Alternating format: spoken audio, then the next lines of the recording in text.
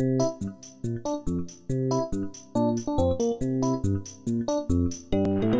this week's episode of the All About Hennessey Show, Jeff Hike, Chief Marketing Officer of Cimarron Electric, gives us a visit to talk about Cimarron's programs and generator safety. We meet Renee Settlemires, KJ Filmworks Executive Producer, and talk about KJ's many adventures throughout the years.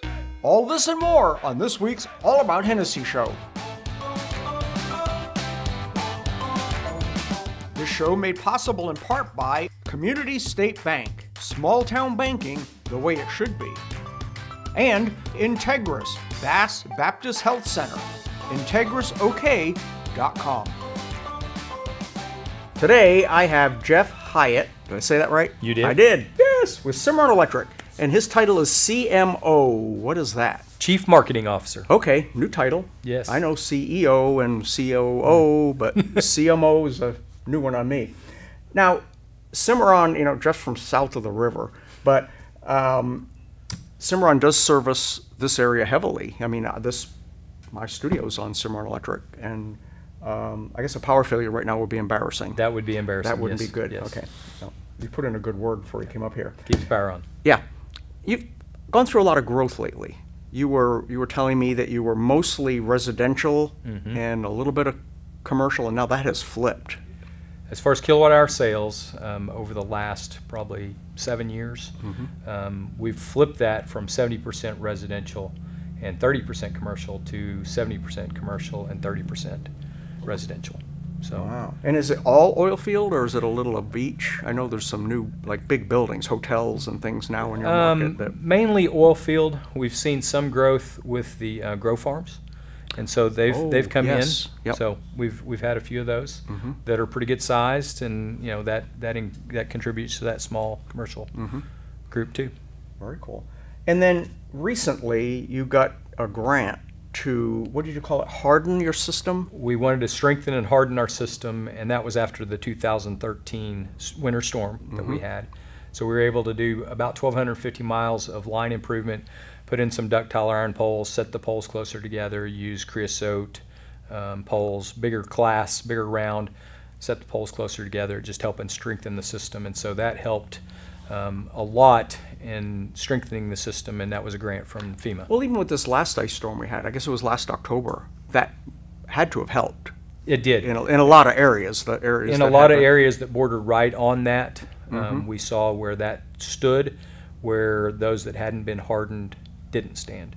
And so we're trying to work right now with FEMA to get another grant to be able to do about 300 miles of mitigation or hardening to our system. I know. That will affect Geary, Calumet, Piedmont, Crescent, some in the Hennessey area. I know during the last ice storm, where our trees are still recovering from it, we were braced. We were ready, and power never went off. We never lost power here. I think a neighbor lost some because his transformer went down, but our grid line, whatever you call it, stayed up. And the distribution line stayed up? Yeah, we had the generator. We were ready. That was the problem. We had the generator ready, we had gas, and never used it. But that's the way it always works. Yes. Now, a co-op is not like a normal company.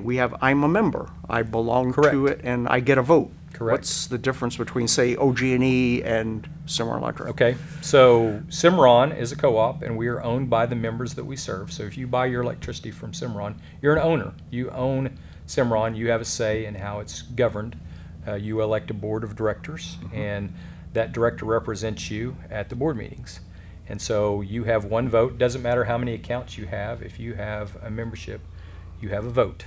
So if I have 20 accounts, I don't have any more power than Jack that has one account.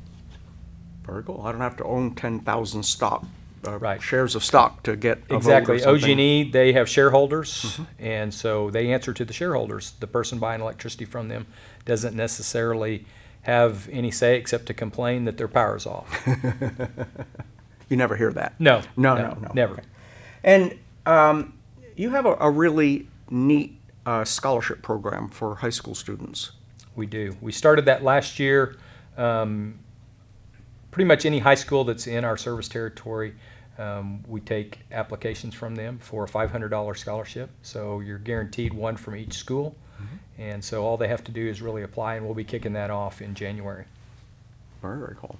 And then I guess the next thing was like generator safety. My question was, we're on the fence, my wife and I, whether we want to put in an auto start generator or drag the old Honda out every time we do it. And there's some safety things that you've got to like use a real electrician and not duct tape. And you should get a licensed electrician to do that for you. That way it provides safety not only for you, but for our linemen or for the general public. If you don't have it hooked up correctly, it can backfeed out on the line.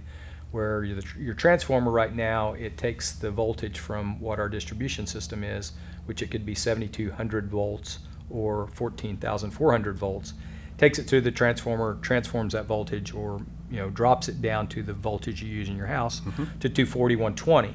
Well, it will do the actual inverse and take that power that you're generating from your generator and put it out, and it'll make it either 14.4 or 7,200 back out there. So if there's an accident or if our linemen are out there, that's why they want to make sure that it's all safe. Well, I know during a power failure, when we've had our generator running, we would be watching TV and the generator would go off, and I'd go out and one of your guys came and pulled the plug on it. And, well, probably because we didn't answer the doorbell. And that's just to protect them. Correct. To make sure we're not Correct. backfeeding. We weren't. I mean, we had our main off, but it was still safety for him. And they have automatic transfer switches, and then they have manual transfer switches. So if you've got a manual, you've got to go out there and flip that switch to shut the power off so that it doesn't go back out on the line. If it's an automatic, then once it senses the power's not there and your generator comes on, then it automatically shuts it off. So that's a safety feature that's built in. Safety first for you and the guy working on the pole up there. Very cool. Correct. Well, awesome. Thank you so much for coming and Absolutely. hanging out with us today. We had a really good visit off camera, so we condensed it for you guys so we didn't bore you to death. I'm long-winded, so it was good. If you ever have any questions, these guys are all about answering questions. They're quickly. You do social media. And what's your Facebook page, Cimarron Electric? Cimarron Electric Co-op. Co-op. If there's an outage or something and you're wondering what's going on, he's gotten real good at posting that and letting them know that the guys are on it. We try to keep up on that. And you have an app that you can report an outage. We do. It's called Smart Hub, and we're working on changing that so that it's tailored to Cimarron, but it's Smart Hub app, and it's for Cimarron. You can report your outage. You can see your usage. You can pay your bill. You can pay your bill. Yes. Yeah. Very cool. Get on the iPhone store or the Android store or wherever it's called and get that, and a pretty handy little tool. It's a great tool. Awesome. Thanks, Jeff. Thank you. All right. Appreciate it. You bet. This show made possible in part by Cimarron Electric, serving Northwest Oklahoma with clean, reliable power for over 100 years. CimarronElectric.com. And Seaboard Foods. At Seaboard Foods, our work matters to our families, our communities, and the people who rely on us to produce delicious pork products. Are we recording, Ivan? The camera is recording. See the little red light is blinking?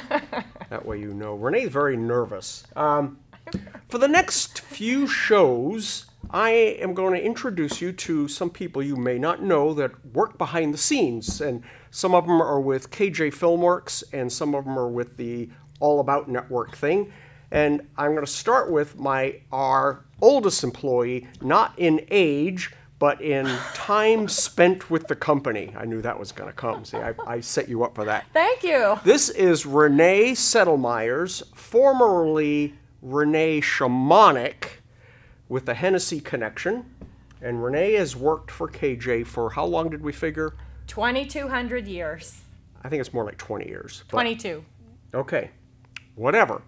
I've learned it's best to agree with Renee than challenge her, or we'll be here all day long. So your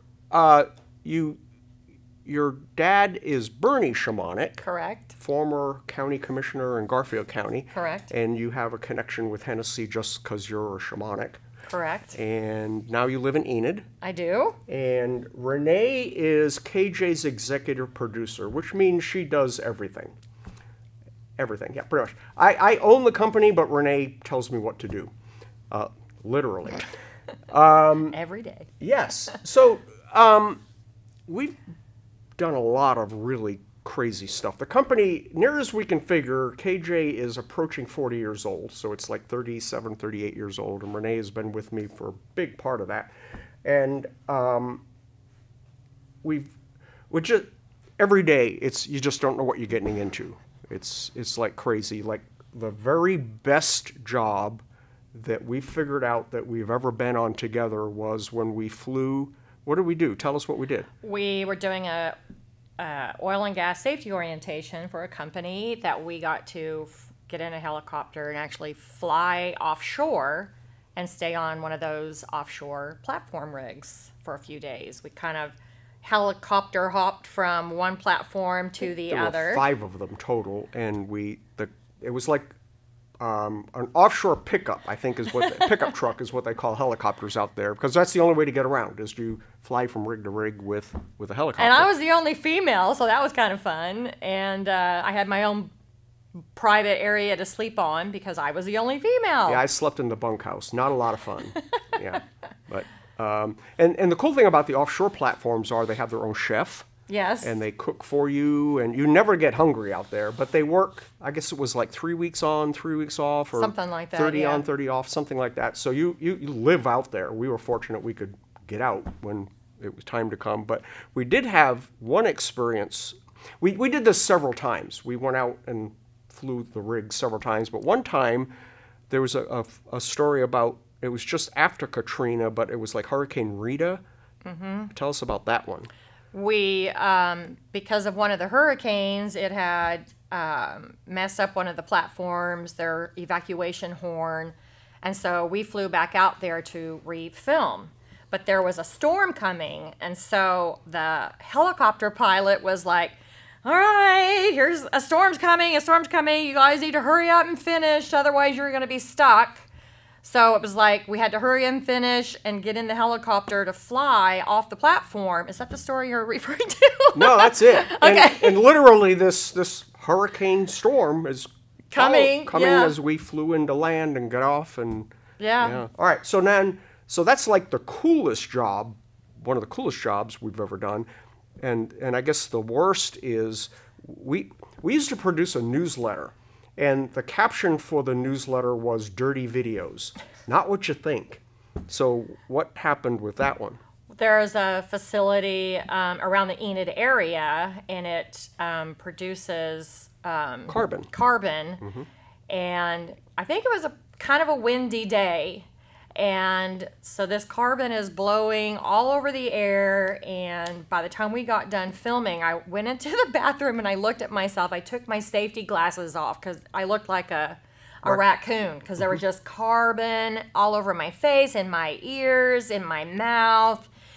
It was a long time. It was disgusting. It took a long time to get out. So the next time we went back, their receptionist was like, "Can I help you?" And I'm like, "It's Renee with KJ Filmworks." And she's like, "I didn't recognize you because I was cleaned up and didn't have all that." Covered in black soot. Yeah, it was gross. It is a really neat facility, but when the wind comes up, you just don't want to be there. And I didn't go on that shoot, but I have been on shoots there in the past and experienced similar things. If the wind is up, just cancel the shoot because it's pretty dirty, dusty out there. But yeah, it's pretty crazy. So. We've experienced a lot over the years filming. We've filmed literally rock stars. We've been at the top of probably one of the funnest, not funnest, it was kind of scared me to death, is we were on the 44th floor of a high-rise building in San Francisco. Oh, it was in Seattle. And wait, you talking about the Space Needle? Yeah. Or the other job with the concrete. Which one are you talking about? This was the concrete one. Okay. Yeah, so we're on the 44th floor. So we were higher than the Space Needle in Seattle. Yes. And there's no walls. They're pouring the floor, so there's nothing between you and 44 feet down. And we had to go up in this rickety construction elevator that just rattled all the way up 44 floors, however high that is. Google it. And it was scary because the floor was metal with rebar, and you had to be careful to walk. You'd fall down, and then of course, Renee and I are bathroom paranoid, and they would hang the porta potties off the side of the building so they could pour the concrete. And so we didn't partake in the restroom. I prefer to get back in the elevator and go all the way back down and use the bathroom at ground. I was not gonna. Hanging off the side of a building in a plastic porta potty didn't sound like a lot of fun. No. And we have hundreds and hundreds of these stories. We probably need to do a video just on some of the crazy Well, and situations remember, we've been. it was a safety video, and I had my hard hat on, and I'm up at the top of the floor, and I'm leaning over to see what they're doing down below. And my hard hat falls off. I was so embarrassed because it could have hit somebody. We're supposed to know what we're doing, and we're the safety guys, and the hard hat became a projectile. Fortunately, the people on the ground had the hard hats on, Yeah. so they didn't get hit with the thing. So, what's coming up? What's 2022 looking like? I have no idea. We're actually in the studio today planning 2022, but we're hoping to continue with what we're doing and kind of up the game a little bit. You know, a lot of our work has been safety training, contractor orientation, not contractor, but employee recruiting, kind of things like that. And with all of the new construction and things going on, it kind of looks like that's maybe the direction we're following. And this last year was crazy, where we had 6 weeks in 6 different states. And I'm not talking Texas, Oklahoma, Kansas. I'm talking California, Pennsylvania, Chicago, Colorado, Kansas, and probably a couple of others in between. Shreveport, Louisiana. Oh, that's right. All of those, and they were literally, we were out a week, home a day, out a week, home a day, kind of trips, and barely get the gear cleaned up, and you're off again on another airplane trip. Out a week, home a day, out a week, home a day, doo-dah. To make a song out of that. Yeah. Renee used to be a preschool teacher, and it really lends itself to working with our clients sometimes, good and bad, especially like television commercials. A lot of our commercials have cute little rhymey things to them, and I don't think rhymey is a word. Is that the right word? No. Okay, sorry. It's the teacher thing in her. There's a lot of things she won't let me say. So, anything else you would like to tell our fabulous viewers? Well, I mean, just working together for 20 plus years and some of the situations that we've found ourselves in, and, you know, could lend itself to a blooper reel on its own. So my goal for 2022 is for Jack not to make that face. No, not that one. No. I have many faces. I can't recall which face it is. Okay, there's the I have no idea. That face. There's that face. That one. Okay, good. We did a commercial. I forgot what it was even about. And we needed a guy, like a hot dog salesman. And they put a funny hat on me, and I had a hot dog. And I didn't remember what I said. I don't what either. Was it I said? Hot dogs for... I don't know. We get ourselves into a lot of unique situations with when we're making videos. I've locked myself in a bathroom. Oh, true story. Renee has a thing about chapstick and hand lotion. So anytime, I guess most women's room have hand lotions, and it's been more than once where Renee will say, "I'm going to the restroom," and then she's gone a while. Then we hear, and she's put hand lotion on and can't turn the doorknob to get out of the bathroom. And then the classic one is the elevator in New Orleans. Yes. We were in the Hilton Airport Hotel, and there was something wrong with the elevator. The doors wouldn't stay open. And I, when I get on an elevator, I got my luggage cart, and I'm ready. The door's open, I'm out. Well, Renee paused a moment, the door shut, the elevator went back up again. And I can hear her going, "Hey!" So she comes back down, the door's open, she's ready, but still paused again. Door's closed, the elevator went back up. I don't know how many times that happened, like but 3 or 4 I'm times. yelling like, "Be ready!" So one time the door's open and there's this bench in the hallway, and Jack's just sitting there like waiting for me to get off. I don't know how many times we're going to do this. And I'm thinking I'm getting off the elevator, and I got it, and I'm getting ready, and bam, it closes again. And I don't know, 2 or 3 times this happened, but it was like, okay, get off the elevator now. I think, though, the best one was, because I do love chapstick, I was at my desk when we had our offices, and I had chapstick with me wherever I would go, because my lips would be chapped. And I pulled my drawer out, and I put it on, and I was, doing this. What was it, super glue or something? It was a glue stick. So I put chapstick or glue on my lips, and they were... Okay, that's it. You have met Renee. You will hear me reference Renee from time to time because she's my boss, but she does a great job. I appreciate. KJ would not be even in existence if it wasn't for Renee at this point, and she's the driving force that keeps this thing going. I wanted to say that out loud on camera in front of people with witnesses. Ivan is smiling.